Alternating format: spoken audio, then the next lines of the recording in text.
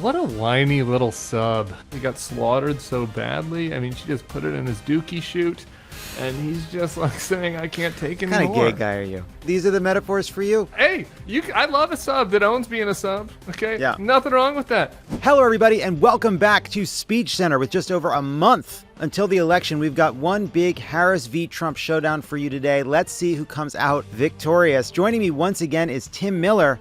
Tim, this is normally the part where my producer would write something sports-related, but this might be the one and only chance we get to reference Survivor before it's totally irrelevant. Coach, how'd I do out there? You know, I've not always been great at predicting things, like who's going to win, who's going to lose. Like, I thought Hillary would win in 2016. Mm-hmm. I thought the Nuggets were going to be back-to-back NBA champions last year. Wrong.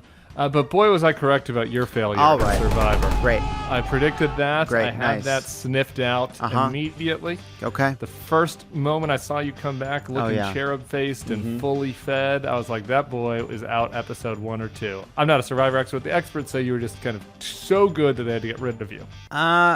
Yeah, let's say that's what it was. This episode of Speech Center is brought to you by ZBiotics Pre-Alcohol, your first drink for a better tomorrow. On today's show, we're running through this past week's biggest moments in both Harris and Trump's campaign, their takes on reproductive rights, the economy, Trump's lame-ass excuses for not wanting to debate again, and more. All right, now we go to Trump City. First off, let's go to Wilmington, North Carolina, where Trump makes up this bullshit about why he won't do a second debate. Kamala and her group have seen what's happening to their campaign, and it's not going well for them.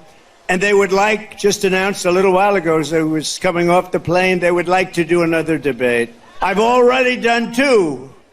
One with Crooked Joe Biden at CNN, and the other one with Kamala on ABC.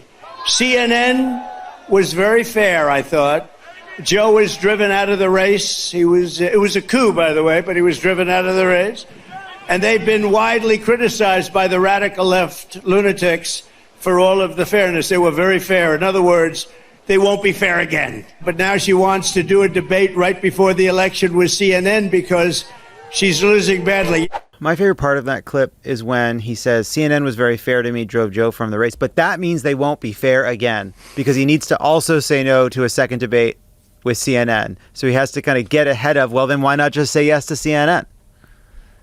Yeah, what a whiny little sub, you know? I mean, okay. he has just let her dominate him on this debate thing. I honestly can't believe it. Like, I don't know. Maybe he's played these mind games with himself in order to convince himself that he did win. I just don't even know how that's possible. He got slaughtered so badly. I mean, she just put it in his dookie chute, and he's just like saying, I can't take anymore. What kind of gay guy are you? I can't take anymore. What's going on with you? These are the metaphors for you? No sin like being a sub? What are you talking about? No, hey, I love a sub that owns being a sub. Okay? Yeah. Nothing wrong with that. We honor you and we appreciate whatever you're into. I'm into it. But he's pretending. Like, this is like, she dominated him and he's like, oh no, I'm a tough little piggy. It's like, no, you're not, actually. You got your ass handed to you. You're just going to go out there and be like, oh, it was mean David Muir's fault. Like, what? Just a whiny. It's really strange. It's weak. It's weak. It doesn't seem like Donald Trump to get out there and make all these excuses. Like, the Donald Trump I knew would go out there and say, I'm going to debate Kamala anytime, any place, and lie and weasel out of it in the negotiation phase. That's what's so strange about this. He should be saying, like, I'll debate Kamala at Fox News anytime she wants. She comes and talks to me and Sean and Laura. I'd love to do it. Then the negotiations start, what have you. Like, I would have thought a week ago that this was posturing to kind of get better terms, but it doesn't actually seem that way. I do think there's still an opening, though. I mean, look, he just had a spate of Times polls that I'm sure he has read and has been reassured by. He starts to see a bunch of polls that show him behind. He's starting to feel like it really may be that he's the underdog. I could see him crawling back, but I don't know. I just was wrong. I assumed he would do it. I assumed that his manhood would get in the way, and I guess I just don't think you're wrong yet. I just don't think you're wrong yet. Maybe he couldn't look at her. He couldn't look at her. I mean, it was extremely jarring how he couldn't look at her. And I don't think he likes being there. He's not owning it. He's not owning his kink. He doesn't like it, and so he's making excuses, and it's not good. So I do also just want to say that I didn't I really just kind of wanted to say Dookie Shoot. No, I know. I've been obsessed with Dookie Shoot. It really didn't have anything to do with You've been obsessed with Dookie analysis. Shoot for as long as I've known you. And that's true. I really wanted to do this clip today, Tim, because, let's just go to it. Indiana, Trump argues that actually he is the great protector, God's gift to women. Women are poorer than they were 4 years ago, much poorer, are less healthy than they were 4 years ago, are less safe on the streets than they were 4 years ago. You will no longer be abandoned, lonely, or scared. You will no longer be in danger. You're not going to be in danger any longer. You will no longer have anxiety from all of the problems our country has today. You will be protected, and I will be your protector. Women, you will no longer be thinking about abortion. It's all they talk about, abortion, because we've done something that nobody else could have done. It is now where it always had to be, with the states and a vote of the people. Creepy as fuck, Tim. Creepy as fuck. Yeah, it's gross. It's weird. It makes me uncomfortable. It makes my skin physically uncomfortable. Yeah, it, by the way, also doesn't really sound like him. It's in the prompter. This is not a riff. Like, I will be your protector. You're right. It doesn't sound like it is. It was it's Stephen Miller. It sounds like Stephen Miller because it has that kind of like neo-fascist Stephen Miller. But like, why does Trump's campaign think Trump should be saying this? They think that at this point, the only way to claw back some percentage of women is to focus on crime, and that there's some category of women out there who isn't with Trump on abortion, is gettable for Kamala. Like, so I'm thinking about somebody that's like a maybe culturally MAGA, but not MAGA. You know what I mean? Yeah. Like a working class white woman, maybe middle-aged woman that like wouldn't put on the red hat or isn't obsessed with this stuff, but like the people around her are Trumpy. Kamala's maybe gaining ground a little bit with that world. And it's like, how can I claw back some of that by scaring them about immigrant crime and Haitians eating their pets and stuff? And that this kind of relates to all that. I think that's what they're thinking, but it's so ham-fisted that it's like, I don't know, who knows? The word lonely being in there was so strange and jarring and intimate. It like, who is this person out there who believes Donald Trump is the cure to their loneliness? And I like really was like trying to think about it, like whether it's meant to appeal to men or women, it's about appealing to the kind of person who believes that the reason, this is a lot of men, I don't know how many women, that they're single is because of cultural Marxism, that like the shift to the left in our culture, the decline of masculinity. I think he's got those people though. Right. I think he's got those listen, people already. I'm going on a journey just to find some justification for describing lonely women as needing Donald Trump to be their protector. And I just can't figure it out. And lastly, we go to Trump in Savannah, where he talks about economic issues, sort of. Let's see what we got. Under my leadership, we're going to take other countries' jobs. Did you ever hear that expression before? Have you ever heard that we're going to take other countries' jobs? It's never been stated before. We're going to take their factories, and we had it really rocking 4 years ago. We're going to bring thousands and thousands of businesses and trillions of dollars in wealth back to the good old USA. That's what we're going to be doing it, and doing it fast. The word tariff, properly used, is a beautiful word. One of the most beautiful words I've ever heard. It's music to my ears. A lot of bad people didn't like that word, but now they're finding out I was right. And we will take in hundreds of billions of dollars into our treasury and use that money to benefit the American citizens. And it will not cause inflation, by the way. So I just want to start just as in the spirit of being a straight shooter, respected on both sides. That was a nice looking shot, I thought. Better. Better.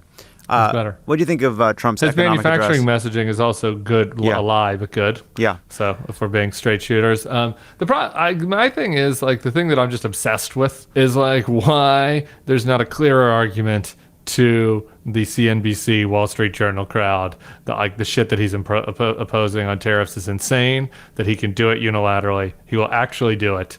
and it is a disaster, and it is a much bigger disaster for somebody that cares about, whatever, their hedge fund or mutual fund than like the marginal increase in rates that Kamala is proposing that might not even have the votes to pass in a Republican Senate. I mean, the whole thing is insane that he is not doing that he continues to maintain kind of positive vibes on like the CNBC squawk box when he's proposing this like Smoot-Hawley shit. Yeah, it kind of reminds me of like a Bill Clinton line, like if you want to live like a Republican, vote for the Democrats. This is probably too cute by half, and we probably have everybody who cares about this or who thinks about this. But I do think it's worth pointing out that this is a shortcut to corruption. That's what these tariffs will be. Donald Trump will be personally responsible for deciding who pays tariffs and who doesn't, who lets him get his beak wet, who doesn't. Like, this will be corruption. Yeah, the Saudis will be cool. It'll be 10% across the board tariff, besides you. Right. What he is describing is tax cuts for corporations and the wealthy, and higher taxes, basically, for people who buy goods and services. That is what he is describing. It is an incredibly regressive proposals. And I do think that the more we are telling that story, the better off we are, because I agree, so much of the news out of Trump's speech was about all the crazy things he said around this part. But I think we ignore the power of that message at our peril. With Election Day just a month away, you're going to want to have a drink or two. And if you do, have ZBiotics pre-alcohol before, because it makes for a better next day. ZBiotics pre-alcohol probiotic drink is the world's first genetically engineered probiotic. It was invented by PhD scientists to tackle rough mornings after drinking. Here's how it works. When you drink, alcohol gets converted into a toxic byproduct in the gut. It's this byproduct, not dehydration, that is to blame for your rough next day. Pre-alcohol produces an enzyme to break this byproduct down. Just remember to make ZBiotics your first drink of the night. Drink responsibly, and you'll feel your best tomorrow. As we enter the home stretch of both the election season and our touring season, sometimes I like to have a drink or two to distract myself from the gaping maw of, politics. And when I do, I use ZBiotics pre-alcohol. Go to zbiotics.com/speech to learn more and get 15% your order when you use the code SPEECH at checkout. ZBiotics is backed with a 100% money-back guarantee, so if you're unsatisfied for any reason, you can get your money back, no questions asked. Remember to head to zbiotics.com/speech and to use the code SPEECH at checkout to get 15% off your order. ZBiotics pre-alcohol, it's great. We use it. We like it. It really helps. Let's start off with Kamala Harris in Atlanta talking about Trump's abortion bans. 1 in 3 women in America lives in a state with a Trump abortion ban. This includes Georgia and every state in the South except Virginia. Think about that when you also combine that with what we know has been longstanding neglect around an issue like maternal mortality. Think about that when you compound that with what has been longstanding neglect of women in communities with a lack of the adequate resources they need for health care, prenatal, during their pregnancy, postpartum. Think about that. And these hypocrites want to start talking about this is in the best interest of women and children. Well, where you been? Where you been when it comes to taking care of the women and children of America? I've been impressed with a bunch of things about the VP since she's taken over. But one that stands out is on this issue, on abortion, there is righteous outrage for good reason. And there's good reason to motivate the progressive base, the pro-choice base. There's also a way that you speak about the issue to people that kind of have more mixed views on abortion. And she has been so good at talking to that voter, which is a key swing demo. When you're always leveling this thing up to being like, yes, it's about freedom.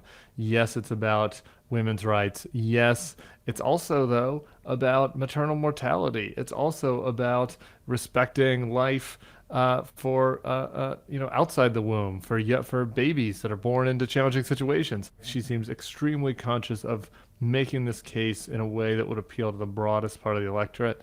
And I think that's really smart. And obviously she's really, you can tell that she's passionate about it. Like you and me, Lovett. Kamala and you and me share one trait, which is you can kind of tell when she's faking it.